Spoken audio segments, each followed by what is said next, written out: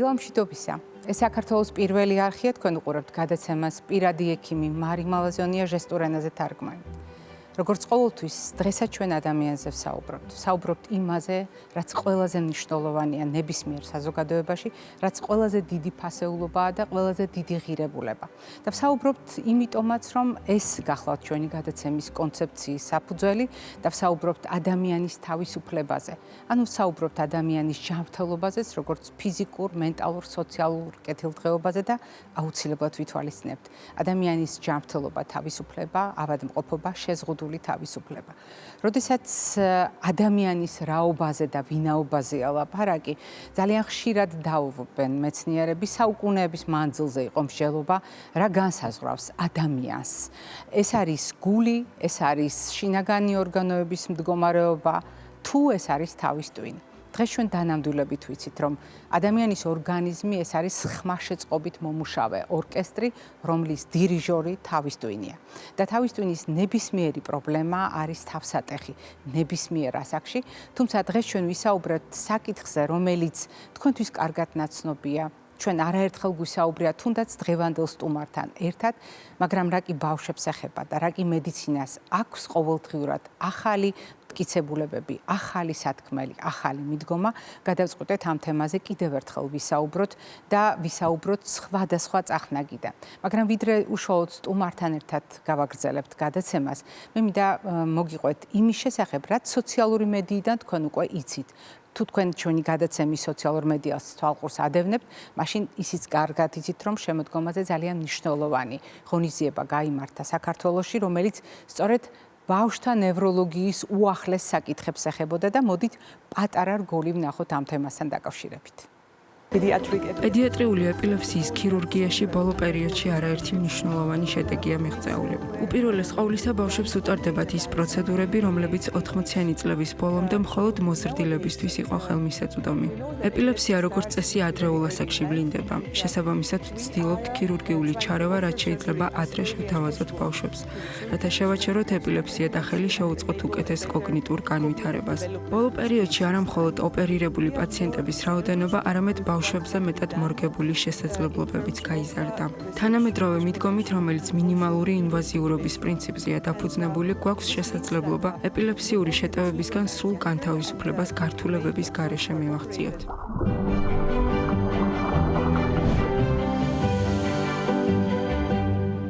როდესაც ეპილეფსიაზე ვსაუბრობთ, მე ვფიქრობ საზოგადოების ის ნაწილი, ვისაც ეს დიაგნოზი უშუალოდ ეხება, ვისი ოჯახის წევრსაც ეს დიაგნოზი უშუალოდ ეხება, განსაკუთრებული ინტერესით ელოდება სიახლეს.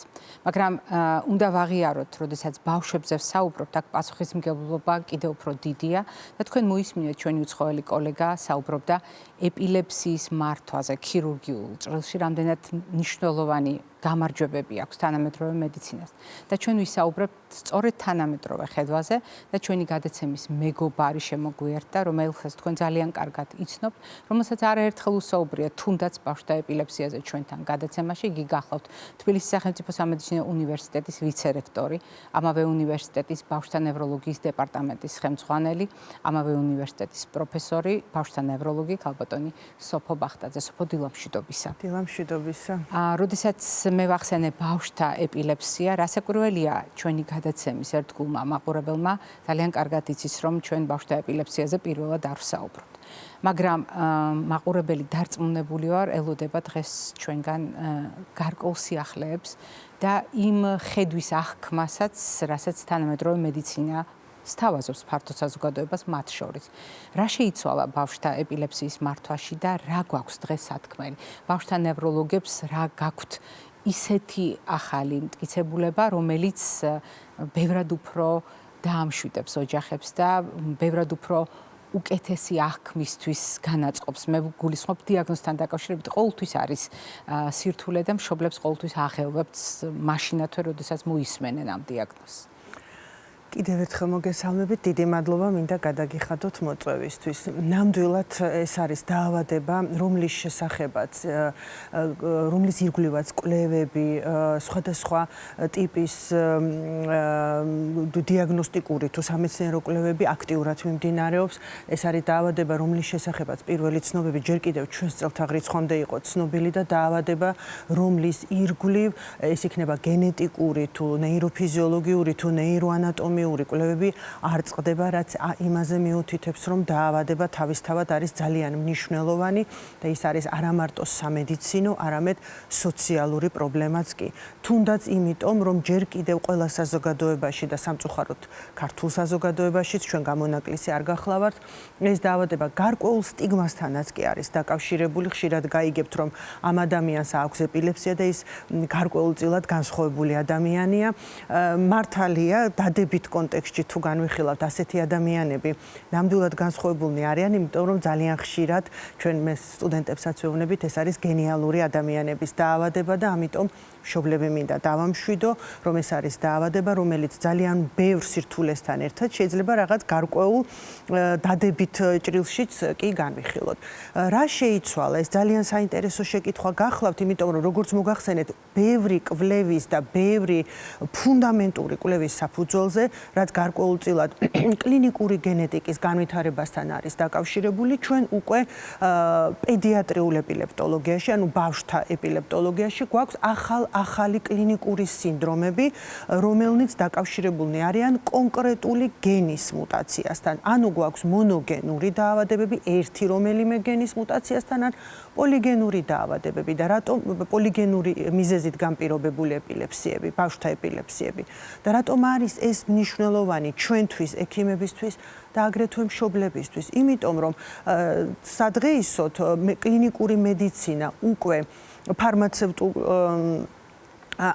ინდუსტრიასთან ერთად მზად არის და ძალიან მნიშვნელოვანი ნაბიჯებია გადადგმული ამ მიმართულებით უკვე ახალი დამიზნებითი ანტიეპილეფსიური მკურნალობის შემუშავების თვალსაზრისით. ამიტომ თუ ჩვენ უკვე გვაქვს კონკრეტული ეპილეფსიური სინდრომი, რომელიც კონკრეტულ გენურ მუტაციასთან არის დაკავშირებული, ამის საპირწონედ უკვე გვაქვს კონკრეტული წამალი, კონკრეტული ანტიეპილეფსიური მედიკამენტი, რომელიც ამ კონკრეტულ ეპილეფსიურ სინდრომზე მოქმედებს, რაც ძალიან მნიშვნელოვანია, იმიტომ რომ წლების მანძილზე გამომდინარე იქიდან, რომ ამ ტიპის ეპილეფსიების ამოცნობა, დიაგნოსტიკური დადასტურება გარკვეულ სირთულეებთან იყო დაკავშირებული, შესაბამისად ზუსტი მკურნალობა ექიმებს ნამდვილად არ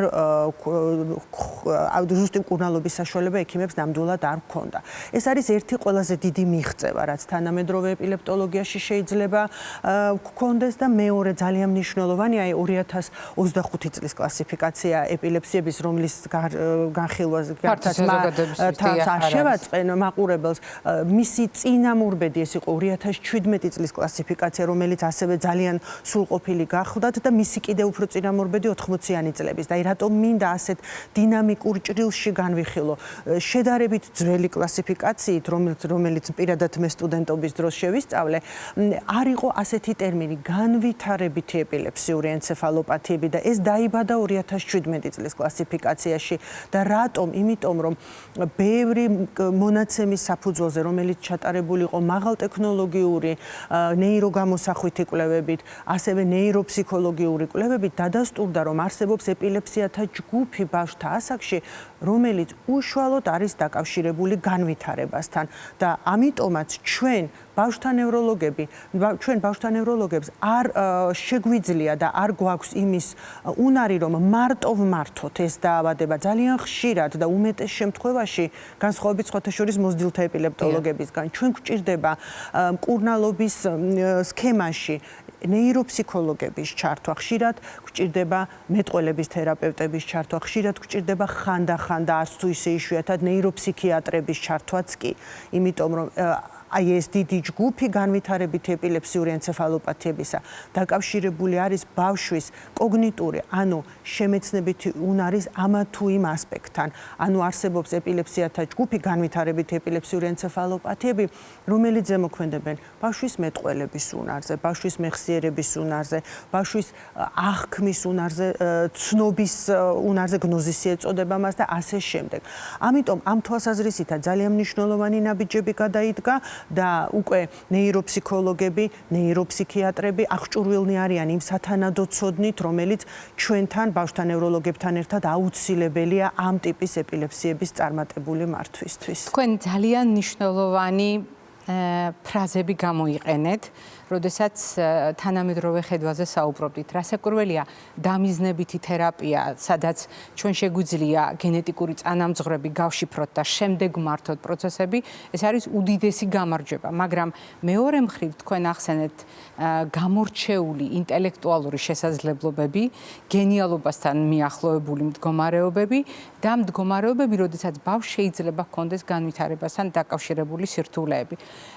ამის მოსმენა მშობლებისთვის ძალიან მნიშვნელოვანია ხოლმე, იმიტომ რომ ყოველთვის არის უთქმელი შიში იმის შესახებ, ჩამორჩება თუ არა ჩემი შვილი განვითარებაში, მხოლოდ და მხოლოდ იმიტომ, რომ დიაგნოზი აქვს ეპილეფსია.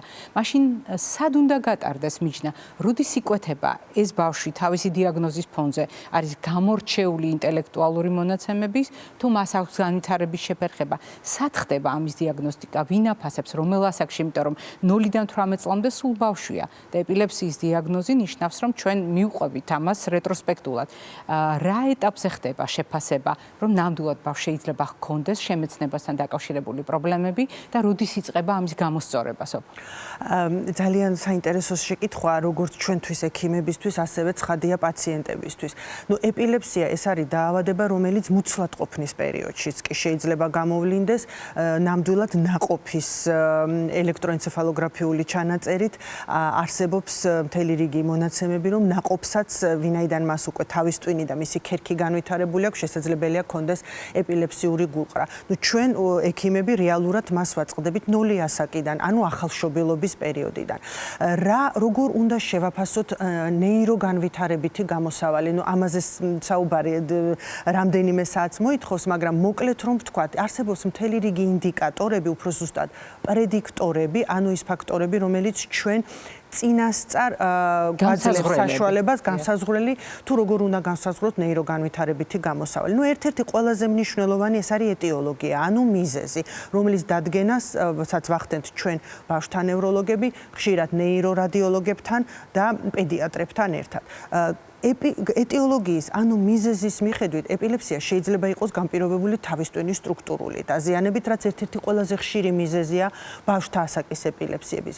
გააჩნია თავისტვენი სტრუქტურული დაზიანება, რა მასშტაბის არის, რა ლოკალიზაციის არის და რა ტიპის დაზიანება არის. ერთ-ერთი ყველაზე ხშირი მაგალითად ეს არის თავისტვინის ქერქის განვითარების მალფორმაციები, ქერქული დისგენეზიები, სადაც ჩვენ ახალწარმონაქმნები. დიახ, უფრო სწორედ განვითარების ანომალიები, ახალწარმონაქმნები ნაკლებად, იმიტომ რომ ახალწარმონაქმნები მოცულობით პროცესთან არის ხოლმე ხშირად გაიგივებული და ამ შემთხვევაში ჩვენ ვიცით, რომ თუ არის სტრუქტურული დაზიანება, რისკი იმისა, რომ ნეიროგანვითარებითი ასპექტი ბავშვის დაზიანდეს, არის შედარებით უფრო მაღალი. არსებობს მეორე მიზეზი, ასევე ბავშვთა ასაკში საკმაოდ ხშირი, ეს არის მეტაბოლური დაავადებები, ანუ ნივთიერებად მაყურებლისთვის გასაგები რომ იყოს, ნივთიერებათა ცვლის დარღვევით განპირობებული დაავადებები. აქაც გააჩნია რომელ ნეირომეტაბოლურ სინდრომთან გვაქვს საქმე, ზოგიერთი მათგანის დროული ამოცნობა და დროულად დაწყებული მკურნალობა არა მარტო ეპილეფსიის მართვისთვის არის მნიშვნელოვანი, არამედ მნიშვნელოვანია ზოგადად ბავშვის ფიზიკური და ფსიქიკური განვითარებისთვის. ამ შემთხვევაშიც ჩვენ გარკვეულწილად ვფიქრობთ, რომ სხვადასხვა ტიპის ნეიროგანვითარების დარღვევა შეიძლება ჰქონდეს ადგილი. არსებობს, როგორც უკვე ვახსენე, გენეტიკური მიზეზით განპირობებული, ამ შემთხვევაშიც უმეტეს შემთხვევაში თუ ის გენეტიკური ანომალიებით არის და გენეტიკური პათოლოგიებით განპირობებული, ნეიროგანვითარებითი გამოსავალი არც თუ ისე კეთილსაიმედოა. არსებობს იმუნური ფაქტორით განპირობებული ეპილეფსიები, რომელიც თითქმის არასდროს არ გვხვდება ახალშობილობის და ჩვილობის პერიოდში, 1 წლამდე ასაკში ის თითქმის არასდროს არ გვხვდება, საბედნიეროდ ბავშვთა ასაკში, ანუ სკოლამდელი და სკოლის ასაკის ბავშვებშიც საბედნიეროდ იშვიათია თუმცა იმუნური ფაქტორით, ანუ აუტოიმუნური დაზიანებით, ცენტრალური ნერვული სისტემის აუტოიმუნური დაზიანებით განპირობებული ეპილეფსიების შემთხვევაშიც ფსიქიკური სფერო ხშირად ზარალდება. ამიტომ მიზეზს აქვს ძალიან დიდი მნიშვნელობა. ასევე ძალიან დიდი მნიშვნელობა აქვს ასაკს.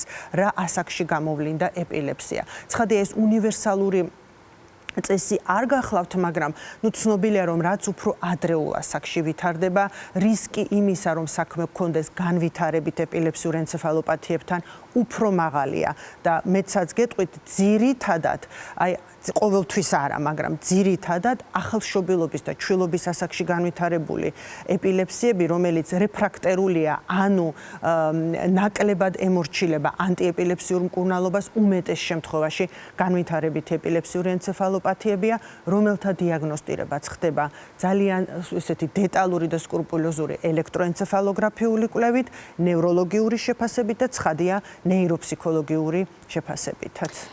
ჩვენ კიდევ ერთი რგოლი შეგვიძლია ვნახოთ ამ კონფერენციიდან, რომელშიც თქვენ თავად რასაკვირველია, როგორც ორგანიზატორი და როგორც ბავშვთა ნევროლოგიის მიმართულების ხელმძღვანელი მონაწილეობდით და ძალიან ბევრი საინტერესო ინფორმაცია ჩამოიტანეს ჩვენმა უცხოელმა კოლეგებმაც და გაგვიზიარეს და შემდეგ ძალიან პრაქტიკული ნაწილით გავაგრძელებთ საუბარს. ინსულტი ბავშვებში გაცილებით იშვიათი მდგომარეობაა ვიდრე მოზრდილებში. ყოველწლიურად დაახლოებით 100,000 ბავშვზე 10 ახალი შემთხვევა ვლინდება. განსაკუთრებით მაღალი რისკის ჯგუფებში ახალშობილები, შემდეგ კი სკოლამდელი ასაკის ბავშვები არიან. თუ ვისაუბრებთ ბავშვთა ინსულტის რისკ ფაქტორების პირველ ჯგუფზე, ესენი არიან ბავშვები, რომლებსაც არტერიოპათიები აღენიშნებათ. ანუ არტერიის კედლის ნებისმიერი პათოლოგია, რომელმაც შესაძლოა გამოიწვიოს ტვინის იშემია.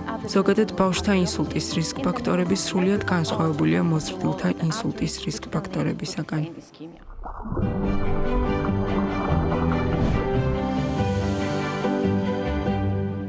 ვაგრძელებთ ჩვენ საუბარს და ვაგრძელებთ ძალიან პრაქტიკული რეკომენდაციებით, რომელიც რასაკვირველია ბავშვის საუკეთესო ბავშვების ჯანმრთელობის მიმართ საუკეთესო სურვილით არის ნაკარნახები და განპირობებული, როდესაც საუბრობთ ბავშვთა ეპილეფსიაზე, ერთ-ერთი ყველაზე საყურადღებო მდგომარეობა არის ეპილეფსიური გულყრა. ჩვენ ამაზე გვისაუბრია, მათ შორის ამ გულყრის ექვივალენტებზეც წლების მანძილზე ხვდებოდით ამ თემასთან დაკავშირებით, მაგრამ პირველი დახმარება, რომელიც ბინის პირობებში არის ძალიან საყურადღებო. გასაგებია, როდესაც ბავშვი სტაციონარში ექიმის მეთვალყურეობის ქვეშ არის. ამ შემთხვევაში რეკომენდაციები, მიდგომა სრულიად განსხვავებულია, მაგრამ ბინის პირობებში, როდესაც პრაქტიკულად შეშინებული, შეშფოთებული, აღელვებული ოჯახის წევრები არიან და არის ძალიან მაღალი რისკი და უშუალო შეცდომები. თქვენ როგორც ბავშვთა ნევროლოგი, როგორც ეპილეპტოლოგი ბავშვთა პრაქტიკიდან გამომდინარე, არაერთხელ გინახავთ დარწმუნებული ვარ, ჩაჭრილი ყური, დაზიანებული სხვადასხვა ქსოვილი, გადაფარებული ბნელი რაღაც სივრცეში ბავშვის მოთავსების შემდეგ ბავშვზე გადაფარებული მუქი ფერის ქსოვილი და ასე შემდეგ უამრავი ხალხური მეთოდი და ტრადიციული წარმოდგენების შესაბამისი ქცევა, რომელიც სულაც არ არის ეპილეფსიის მართვისთვის განკუთვნილი. რა შეიძლება მოხდეს ამ დროს ეს იცის ექიმმა რისკის თვალსაზრისით, ამიტომ რა არ უნდა გააკეთოს მშობელმა, ოჯახის წევრმა და პირიქით რა უნდა გავაკეთოთ იმისთვის, რომ ბავშვის ჯანმრთელობას და სიცოცხლეს არ შეექმნას სოფო საფრთხე. ცხადია, გულყრა თავისთავად საკმაოდ ისეთი ურგენტული და საგანგაშო მდგომარეობა იმ თვალსაზრისით, რომ ის შესაძლებელია გარკვეულ სასიცოცხლო ფუნქციებთანაც იყოს დაკავშირებული, ამიტომაც გულყრის მომენტში მშობლის ადეკვატური ქცევა ძალიან მნიშვნელოვნად განსაზღვრავს გულყრის შემდგომ განვითარებულ ბავშვის მდგომარეობას. ცხადია, ეს ძალიან სტრესულია მშობლისთვის. ხშირად ჩვენ ანამნეზის დროს, როდესაც ვეკითხებით, რომ აგვიღწეროს გულყრის მიმდინარეობა, ლოგიკური და ბუნებრივია, იმდენად რთული საყურებელია, თუნდაც არამოტორული გულყრა, ანუ მოძრაობითი ფენომენის გარეშე გამოვლენილი გულყრა, მაგალითად აბსანსია, ესეთი, რომელიც ბზერის ფიქსაციით ვლინდება, ესეც კი საკმაოდ სტრესულია მშობლისთვის, რომ ხშირად ისინი იბნევიან და ძალიან ბევრ არასწორ მანიპულაციას თუ მანევრს ასრულებენ, რაც თქვენ ნაწილობრივ მარე უკვე ჩამოთვალეთ. პირველი რაც ყველაზე ხშირად გვეკითხებიან, რომ რა შეიძლება გავაკეთო გულყრის მომენტში, რომელი მედიკამენტი შეიძლება მივაწოდო. ეს არის უკვე არასწორი მიდგომა, იმიტომ რომ მედიკამენტი, რომელიც გულყრის მომენტში მოქმედებს და რომელიც ეფექტურია ყველაზე მეტად, ეს მედიკამენტი ცხადია მშობელს ბინაზე ვერ ექნება. ამიტომ ყველა შემთხვევაში უნდა მისცეს ბავშვს შესაბამისი პოზა. რას ნიშნავს ეს? არც ერთ შემთხვევაში ბავშვი არ უნდა დავტოვოთ ზურგზე. წოლი არ მდგომარეობაში არ ვტოვებთ. არც ერთ შემთხვევაში, ვინაიდან არსებობს ასპირაციის რისკი, ანუ რისკი იმისა, რომ გარკვეულ მშობლისთვის და მაყურებლისთვის გასაგები რომ იყოს, გადაცდენას ქონდეს ადგილი და იმას, რომ ენამ დაახშოს ტრაქეა, ანუ მაყურებლისთვის პოპულარულ ენაზე რო ვთქვათ, ეგრეთ წოდებული სასული, ასე ეძახიან მშობლები და მათ ტერმინს გამოვიყენებ. თუ ბავშვს მივცემთ შესაბამის ადეკვატურ პოზას და დავაწვენთ გვერდზე, მარჯვნივ ან მარცხნივ, მაშინ ეს პრობლემა არ იქნება, ვინაიდან ენა ვეღარ გადაიწევს უკან, ვეღარ დაახშობს სასუნთ გვერდზე. არა გადავარდება, როგორც არ გადავარდება, როგორც მშობლები გვაწვდიან ხოლმე ჩვენ ამ ინფორმაციას და შესაბამისად ენა წამოვა წინ და ასპირაციას არ ექნება ადგილი.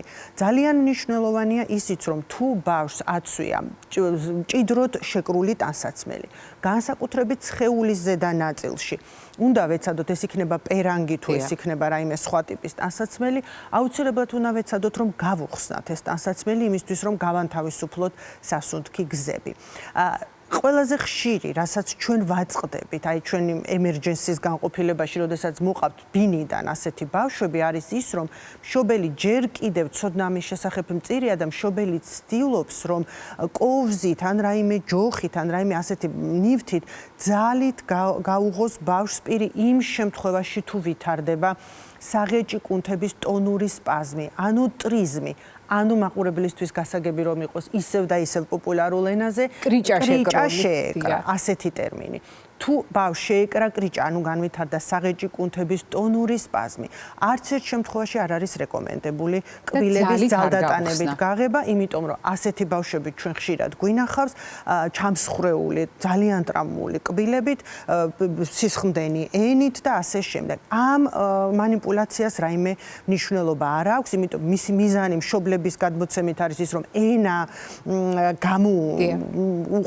გამოუთავისუფლონ, რაც როგორც გითხარით, არასწორია, ვინაიდან თუ გვერდით დავაწვენთ, ენა ისედაც გაანთავისუფლებს სასუნთ გზებს. არც ერთ შემთხვევაში მიზანშეწონილი არ არის შავი ქსოვილის გადაფარება, ამასაც მიმართავენ სამწუხაროდ. ეს არ არის ისეთი ინვაზიური, როგორც ვთქვათ, კოვზით კბილების და პირის ღრუს გაღება ძალდატანებით, თუმცა მას არანაირი მნიშვნელობა არ აქვს, ვინაიდან ფიქრობენ, რომ შავი ქსოვილის გადაფარება გარკვეულწილად ბავშვს დაიცავს გულყრის გახანგრძლივებისგან.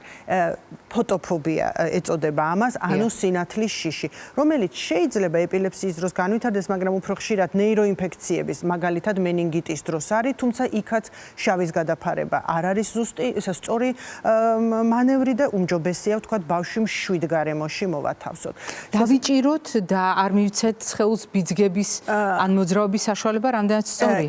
ეპილეფსია ეს სპონტანური განტვირთვა, თავის ტვინის ქერქული ბიოელექტრული აქტივობის შესაბამისად ეს მოძრაობებიც სპონტანურია, ამიტომ დაჭერას არანაირი მნიშვნელობა არ აქვს.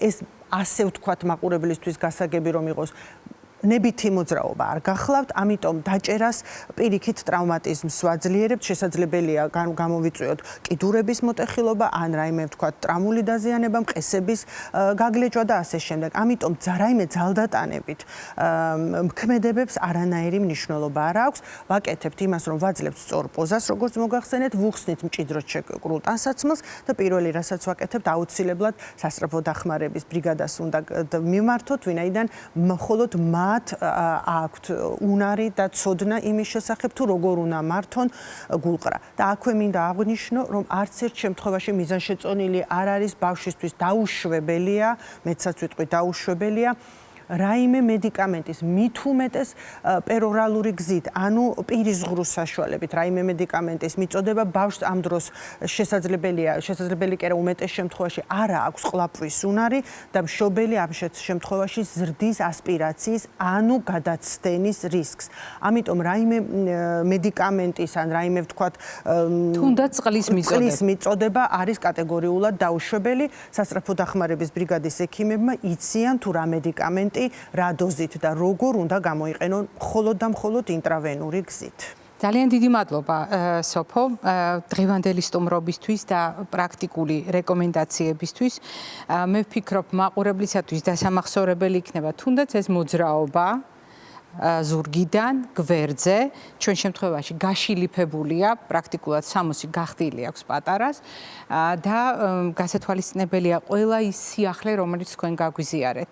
რასაკვირველია ჩვენი შეხვედრები გაგრძელდება, თუმცა დღეს ამით უნდა დაგემშვიდობოთ. დღევანდელი ჩვენი გადაცემის სტუმარი გახლდათ თბილისის სახელმწიფო სამედიცინო უნივერსიტეტის ვიცე-რექტორი. ამავე უნივერსიტეტის ბავშვთა ნევროლოგიის დეპარტამენტის ხელმძღვანელი, ამ უნივერსიტეტის პროფესორი ბავშვთა ნევროლოგი ქალბატონი სოფო ბახტაძე. მე არ გემშვიდობებით, წინ კვებით შუქნიშანი გველოდება.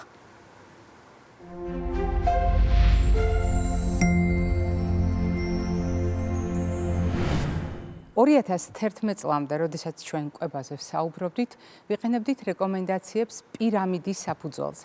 თუმცა თქვენ გახსოვთ, რომ 2011 წლიდან ჩვენს გადაცემაში გაჩნდა თებში, იმიტომ რომ სამედიცინო საზოგადოებისათვის ორიენტირად იქცა სწორედ თებში და მთლიანად ფართო საზოგადოებისათვის, რადგან სწორედ თებშის პრინციპით დავიწყეთ ყოველდღიური რაციონის გადანაწილება.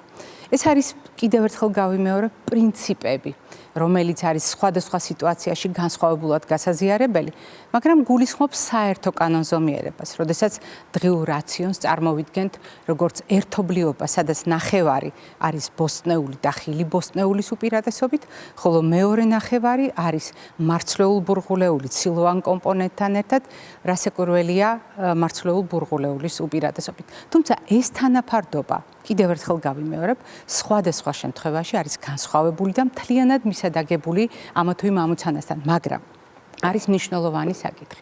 მნიშვნელოვანი საკითხი, რომელიც უკავშირდება თავის ტვინის ჯანმრთელობას და არაუბრალოდ თავის ტვინის ჯანმრთელობას, არამედ ბავშვების ჯანმრთელობას და უკავშირდება ბავშვების თავის ტვინის მდგომარეობის, ნერვული სისტემის უპირატეს მართვას ეპილეფსიის დროს.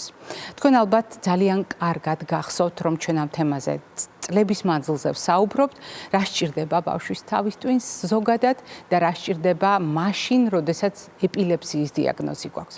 დღეს ზოგად ნაწილზე აღარ გესაუბრებით, მე მხოლოდ გაგახსენებთ, რატომ დაანაწევრა თანამედროვე მედიცინა კვებასთან დაკავშირებული რეკომენდაციები ეპილეფსიის მართვის დროს კონკრეტული დიეტური მოდელების სახით. კერძოდ, თქვენ საერთოდ არ გჭირდებათ ამ თემაზე სხვა ადამიანების დახმარება, თანამედროვე სოციალური მედია და ინტერნეტ სივრცე გაძლევთ საშუალებას მოძებნოთ რამდენიმე მთავარი ორიენტირი. მეც რამდენიმე მოდელით შემოვიფარგლები და გაგახსენებთ. უკანასკნელი წლების მანძილზე ძალიან პოპულარული გახდა ეგრეთ წოდებული კეტოგენური დიეტა, რომელიც ჩვენი გადაცემის ერთგულმა მაყურებელმა ძალიან კარგად იცის. მაგრამ არის თუ არა კეტოგენური დიეტა სახურადღებო და უნივერსალურად გამოსაყენებელი ყველა ეპილეფსიის შემთხვევაში, როდესაც ბავშვებზე ვსაუბრობთ. მოდით გაგახსენებთ, რას ნიშნავს კეტოგენური დიეტა. უხეშად ეს არის ცხიმის სასარგებლოდ გაკეთებული არჩევანი, დაახლოებით რომ წარმოვიდგინოთ ჩვეულებრივი კვების მოდელი, ანუ ბალანსირებული კვების მოდელი, განიხილება როგორც მაგალითად 30% ცხიმის შემცველი, 15-დან 25%-მდე ცილის შემცველი და დანარჩენი ნახშირწყალი.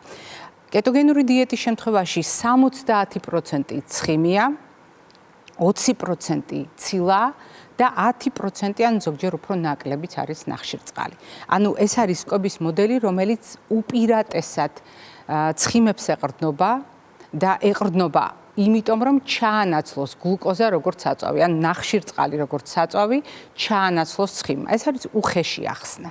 რას ცვლის ამ დიეტის გამოყენება? აღმოჩნდა, რომ ძალიან ბევრი კვლევის თანახმად და ძალიან ბევრი მტკიცებულების თანახმად კეტოგენური დიეტა არის მეტაბოლური სტრესი, ალტერნატიული საწვავის შეთავაზება ტვინისთვის, რომელიც ეხმარება მედიკოსებს საკმაოდ გაჯიუტებული ეპილეფსიის შემთხვევაში, სადაც თითქმის დაუმორჩილებელია ეპილეფსიური გულყრები, გამოიყენონ კვების ასეთი მოდელი.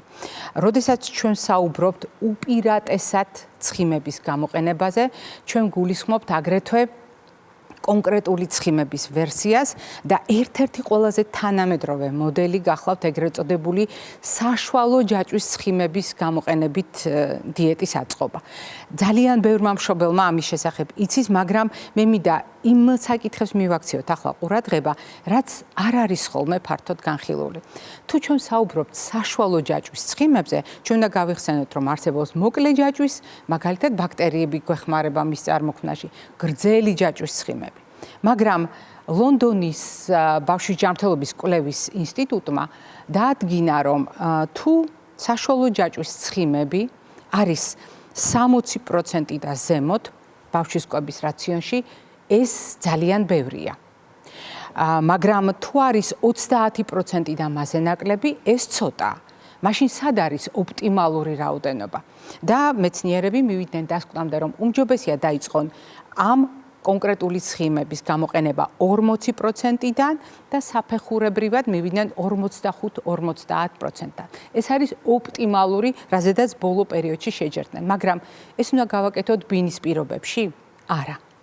მედიკოსები შეთანხმდნენ და ამას ურჩევენ მშობლებს, ოჯახებს. მე მესმის, როდესაც ჩვენ ვკითხულობთ ინფორმაციას, როდესაც ვიცით, რომ ჩვენს პატარას შეიძლება რაღაც წაადგეს და უცებ აღმოვაჩინეთ, რომ ამის შესახებ ბევრი წერს და ლაპარაკობს, ჩვენ გვიჩნდება სურვილი დაუყოვნებლივ გამოვიყენოთ ეს ჩვენი შვილების ინტერესებისთვის. მაგრამ რას ამტკიცებს მედიცინა? მედიცინა აჩვენებს, რომ პირველი 3-4 დღის განმავლობაში სასურველია ბავშვი იყოს და ზოგიერთ შემთხვევაში აუცილებელიც არის იყოს სტაციონარის პირობებში, ანუ საავადმყოფოში იმისთვის, რომ მედიკოსების ზედამხედველობის ქვეშ დაინიშნოს და დაიწყოს კვების ეს მოდელი. ამ კვების მოდელზე ხანგრძლივად დაყოვნება არ შეიძლება, თვითნებურად მით უფრო არ შეიძლება, თუ ეს არ არის, კიდევ ერთხელ გავიმეორებ, მედიკოსების ზედამხედველობის ქვეშ და არ არის შეთანხმებული სპეციალისტებთან. კიდევ ერთი თავისებურება. ამ ტიპის კვების შემთხვევაში ჩვენ უნდა გავითვალისწინოთ აუცილებლად რისკები. რისკები, რომელიც უკავშირდება სწორედ გლუკოზის დაბალ დონეს სისხლში. დიახ, თუ ჩვენ ნახშირწყლებს ვხუდავთ, ლოგიკურია, რომ რაღაც მომენტში დადგეს ჰიპოგლიკემია, ანუ გლუკოზის დაბალი დონე სისხლში. შეიძლება ორგანიზმის მჟავატუტოვანი წონასწორობა მკვეთრად დაირღვეს, რადგან ჩვენ ამას საკვებით უწყობთ, ხელს ხელოვნურად ვამჟავებთ ორგანიზმს და ასეთ შემთხვევაში კენჭების წარმოქმნა, ყაბზობის განვითარება, დისკომფორტი კუჭნაწლავის მხრივ შეიძლება იყოს ლოგიკური შედეგი, ისევე როგორც საერთო სისუსტე და დისკომფორტი ბავშვისას. და აი ამ დისკომფორტის შემთხვევაში გულისრევა, ღებინება და ასე შემდეგ, სასურველია, რომ ეს იყოს ექიმთან მიტანილი ინფორმაცია და არც ერთი მსგავსი ფაქტი არ დავტოვოთ უყურადღებოდ. არის კიდევ ერთი მოდელი, როდესაც ჩვენ ამ შემთხვევაში ვსაუბრობთ მოდიფიცირებულ კვების მოდელზე. ოდესღაც ძალიან პოპულარული გახლდათ ატკინსის დიეტა, როდესაც ნახშირწყლების წილი მცირდება და ცხიმების წილი იზრდება. ეს არის კეტოგენური დიეტის წინამორბედი ვერსია, ფაქტობრივად ჩვენ ვლაპარაკობთ კეტოგენურ კიდევ ერთ მოდელზე, მაგრამ ბევრად უფრო თავისუფალი, ნაკლებად შემზღუდავი, მაგრამ ერთი ფაქტორის გათვალისწინებით. მაგალითად, ამ დიეტაში ნათქვამია, რომ 15 გრამი ნახშირწყალი მივიღოთ. და ბავშვმა მიიღოს, ბავშვზეა ლაპარაკი და თქვენ წარმოიდგინეთ, რომელი პროდუქტია აი ამ ჩვენ შუქნიშანში 15 გრამი ნახშირწყლის შემცველი. ვაშლი, ერთი ვაშლი, მიაქციეთ ყურადღება. ერთი ვაშლი თლიანად აძლევს ბავშვს 15 გრამ ნახშირწყალს. მაშინ გამოდის, რომ მთელი დღის განმავლობაში ჩვენი ნახშირწყლოვანი დატვირთვა მხოლოდ ამ ერთეულით უნდა შემოვიფარგლოთ. რას ამბობს თანამედროვე მედიცინა? კიდევ რა ალტერნატივაა ეპილეფსიის მართვაში? აღმოჩნდა, რომ კიდევ ერთი ძალიან მნიშვნელოვანი კვების მოდელია, მე გავიმეორებ, კეტოგენური დიეტა, მოდიფიცირებული ატკინსის დიეტა. დიეტა, სადაც კეტოგენური საფუძველია, მაგრამ ვიყენებთ საშუალო ჯაჭვის ცხიმებს. მე ახლა ვსაუბრობ ოჯახებისთვის, მშობლებისთვის, ფართო საზოგადოებისათვის, რომ ეს რისკები გაითვალისწინონ. ჩვენ უნდა გავიხსენოთ კიდევ ერთი კვების მოდელი, რომელსაც ქვია დაბალი გლიკემიური ინდექსის მქონე კვება მისადაგებული ეპილეფსიასთან. მოდით შევხედოთ, როგორ გამოიყურება ასეთ შემთხვევაში ჩამონათვალი. ცილოვანი პროდუქტები, ყველა ამინომჟავის შემცველი ცილოვანი პროდუქტი, რომელიც ამავე დროს ომეგა-3 და D3 ვიტამინით არის მდიდარი. აღარაფერს ვამბობ, სრულ ამინომჟავურ ნაკრებზე ადვილად შესათვისებელი ფორმით. მოდით შემდეგი სლაიდებიც ვნახოთ და ძალიან კარგად დავინახავთ, რას გულისხმობს კვების ეს მოდელი.